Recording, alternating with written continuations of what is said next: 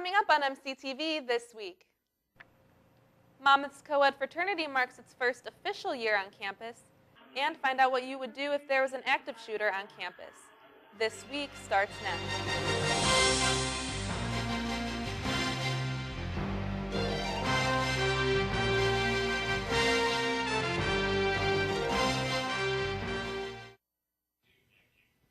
Hello and welcome to MCTV This Week. For Alistair Ramsey, I'm Tori Philbin. Monmouth's newest fraternity celebrated its official anniversary earlier this month. Founded on October 1st, 2013, Mu Lambda Rho is the campus's only co-ed multicultural fraternity. Primary founding members Garrett Daniel and Natasha Mabels each wanted to create two different organizations, but soon combined their ideas and formed a co-ed multicultural fraternity. In 2 years, Mu Lambda Rho became an official campus organization and recently celebrated its first Founders Day. It was fun to start a new tradition and get to see how everybody else felt just on some of the events that took place that night at our ritual. We also had chapters individually. Kappa Kappa Gamma sent Mu Lambda Rho a letter saying Happy Founders Day. It was just very encouraging to see that everyone is really excited that we're here. This year, Mu Lambda Rho held its first philanthropy event, Rho Bounce, and won a Greek Week event. Although some members were originally on the fence about joining Greek life, they all came to an agreement that Mu Lambda Rho was the one for them. You're always going to be working with different people, so coming here and finding an organization that really had a strong value and diversity was something that really was a big draw to me. When I went to the involvement fair, I was taking a look at all the other fraternities, and Mu Lambda Rho was the one that caught my eye because, well, one, it was a co-ed, and I never knew such organization existed. Mu Lambda Rho values siblinghood, diversity, academics, unity, and service. Mu Lambda Rho will be a great way to be more open-minded, and just get to know a whole bunch of different cultures that would probably, influence how you look at the world. In the real world, we don't just work with females, or we just don't work with males, but we work with both. And each person has their own ideas, and those are respected. So I think people would find a sense of belonging and acceptance with Mu Lambda Rho because we are different. I think that would be one of the greatest things, and you kind of find yourself with the struggles and the victories because we aren't as established as everything else. If you are interested in rushing Mu Lambda Rho but missed Rush Week, don't worry. There will be a secondary rush period from November 17th through November 18th. Last Thursday, Monmouth College asked the question, what would happen if we had an active shooter on campus? Janessa Caldron has the story. According to Jason Wilson, a trooper with the Illinois State Police, a shooting only lasts 5 minutes but can have a lifetime effect. Wilson gave a presentation on what actions to take in case of a violent intruder. A violent intruder comes into their building. We want everybody to be able to think for themselves and help themselves in case something like this were to happen. The acronym ALICE stands for Alert, Lockdown, Inform, Counter, and Evacuate. You must alert all campus via the alert system, lock down each classroom, counter or attack the gunman if needed, and evacuate the building as soon as possible. You need to move past that it's not happening to me phase and go straight into I need to defend myself, I need to defend my friends. Besides learning how to keep the classroom safe, the audience learned how to mentally prepare themselves through recognition of the crisis, assessing the crisis, and responding to the crisis. Throwing something in their general direction, it distracts them to the point where they can't easily target you. And in the end, we want you to become a harder target, and our ultimate goal is to make you a non-existent target. For MCTV, I'm Janessa Calderon. In the event of emergency, contact numbers are posted throughout campus, including in each classroom on the podiums in front of the room. Last week, Monmouth College students got a shot of reality. On Wednesday night, ASAP brought Mission Improbable to campus for an alcohol awareness program. The show, called A Shot of Reality, informed students about the dangers of drinking irresponsibly. Students were invited on stage to participate in games, guessing facts, and statistics having to do with consuming alcohol. Students were also asked to convince someone to give up their keys after a night of drinking using any excuse they could think of. The actors pointed out that every year, 1.7 million people are taken off the road for DUI, and hundreds are killed as a result of drunk driving. Towards the end of the show, the actors asked students to raise their hands if they knew people who were killed in alcohol-related accidents. It's important to take care of each other, make good decisions. College can be a great experience. Whether or not you choose to drink is your own business, but the biggest thing is that we try to promote is safety and responsible decision making. The next ASAP event will be a Ghost Story Coffee House tomorrow night at 9 in the Underground.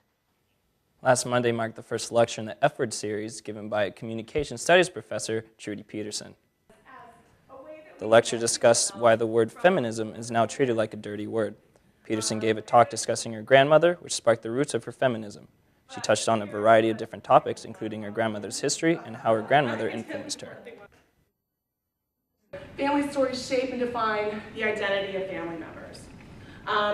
One of the difficulties with this project was that I challenged some of our family rules in so doing this. Started in 2007 by Marla Belshner, the F-word series is meant to address what it means to be a feminist in today's society. The right to dream was discussed among all students last week. The Office of Intercultural Life and Modern Foreign Languages hosted Morgan Drake, an immigrant family advocate from Casa Guanajuato, and Western Illinois University student Hugo Daniel San Ramon Trejo to discuss the obstacles of young undocumented students in America. Originally from Mexico, Trejo explained what it was like coming to the U.S. from Mexico when he was 4, not realizing he was here illegally. Although now he has a social security number and can legally work here, he can still not receive federal financial aid as an undocumented student. Undocumented students are everywhere, and they're just like you. They blend in because they are like you. So I hope today was kind of an awakening to understand their reality instead of just the reality you think they have. For more information about this and other programs here at Monmouth, you can contact the Office of Intercultural Life. Latinos United of Monmouth, or LUM for short, brought out some spooky ideas for a good cause. And go! On Saturday, runners gathered for LUM's 5K Mummy Run at Monmouth Roseville High School. Proceeds from the race go to a scholarship for a local Latino high school student. MC Professor Lori Walters Kramer's small group communication course helped to organize the event. LUM strives to empower the Latino community in Monmouth by providing educational, recreational, and cultural opportunities. We were just in town for my uncle's funeral, unfortunately, and we saw in the review atlas that there was a run, and we both run marathons in Europe, my brother and I. Actually, our cousin's here too, it's her stepfather, and so we just saw the run, so we thought we'd come out and check it out. LUM's next event will be a scholarship competition in Flout tonight. For more information, you can find them on their Facebook page at Latinos Unidos de Monmouth. Taking a look at some events on campus this week. Start off your Halloween weekend tomorrow night with ASAP's Ghost Stories Coffee House in the Underground at 9. Also tomorrow night, see the Monmouth Chorale at the annual drag show at 7 in Doll Chapel. And on Sunday, help the MC Band raise money for its trip to Ireland by participating in a dodgeball tournament at 1 p.m. in the Huff Center. Coming up next in sports, the Fighting Scots football team is in the playoff hunt as they take on Cornell. Highlights next.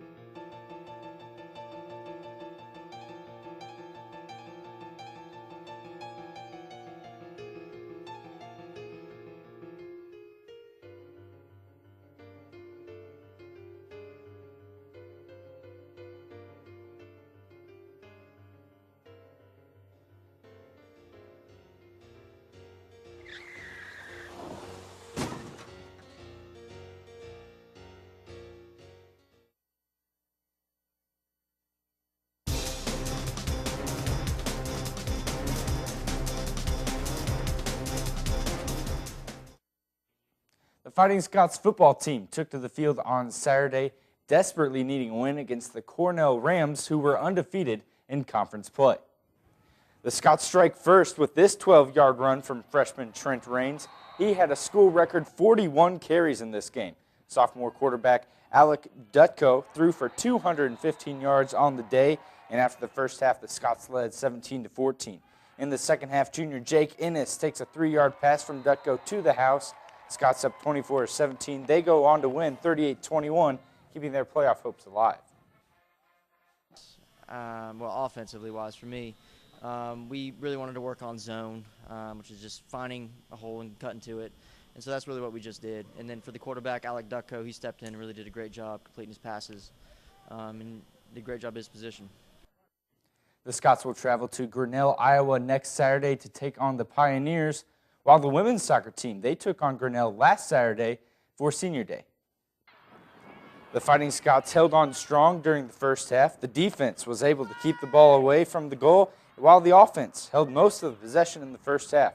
The second half was a different story. In the 54th minute, Cornell scores. They outshot the Scots 15-5. And the Scots fall to the Pioneers 1-0. The Scots are just 2-9 this season, with games decided by just one goal.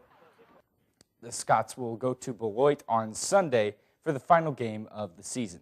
There's your look at sports. Here are your scores for this week.